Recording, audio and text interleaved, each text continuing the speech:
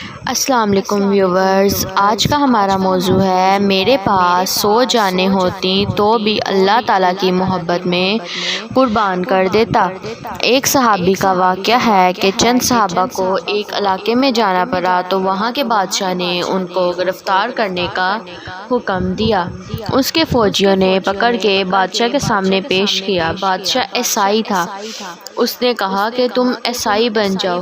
انہوں نے کہا کہ ہم عیسائی نہیں بنتے، ہم مسلمان ہیں، ایک اللہ کو ماننے والے ہیں، ہم اسی ایک اللہ کا سبق ساری دنیا کو سکھانے کے لیے نکلے ہیں۔ اس نے کہا کہ یا تو تمہیں میری بات ماننی ہوگی یا نہیں تو میں تمہارے ساتھ سخت سلوک کروں گا۔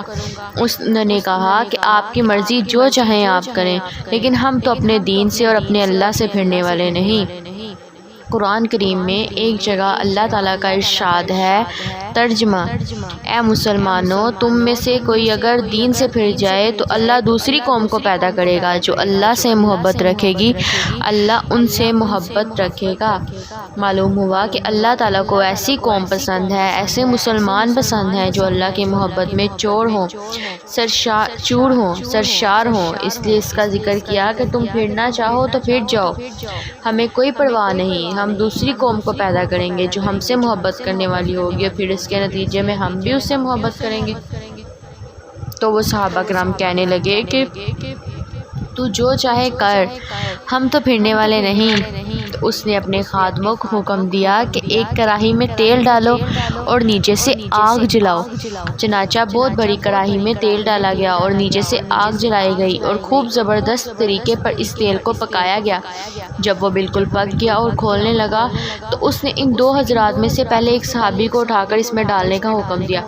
جب ان صحابی کو اٹھا کر اس میں ڈالا گیا تو وہ کباب کی طرح اس میں جل بھن گئے۔ کھولتا ہوا تیل تھا اور تپ رہا تھا اور پکا ہوا تھا، بس یوں ڈالا اور ان کی جان نکل گئی، ختم ہو گئے۔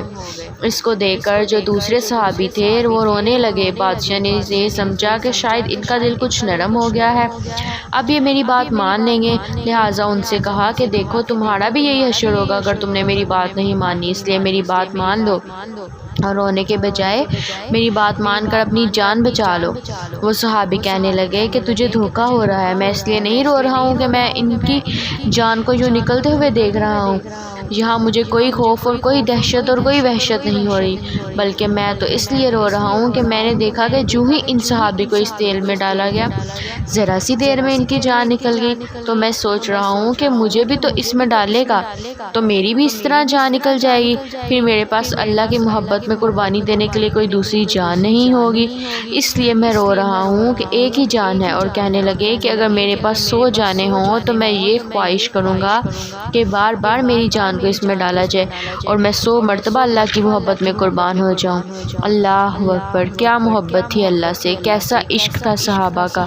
کیا دنیا کا کوئی عاشق محبت کی ایسی مثال اور نظیر پیش کر سکتا ہے؟ حدیث میں بھی آتا ہے کہ رسول اللہ صلی اللہ علیہ وآلہ وسلم نے فرمایا، اس ذات کی قسم جس کے قبضے میں میری جان ہے، میں یہ چاہتا ہوں کہ اللہ کے راستے میں مجھے قتل کیا جائے، پھر زندہ کیا جاؤں، پھر قتل کیا جاؤں، پھر زندہ کیا جاؤں، پھر قتل کیا جاؤں، پھر زندہ کیا جاؤں۔ یہ حدیث صحیح بخاری میں ہے۔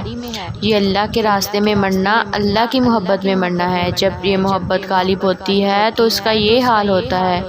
اگر آپ کو یہ ویڈیو اچھی لگی تو لائک کریں، شیئر کریں، کمنٹ کریں اور سبسکرائب کریں۔ شکریہ۔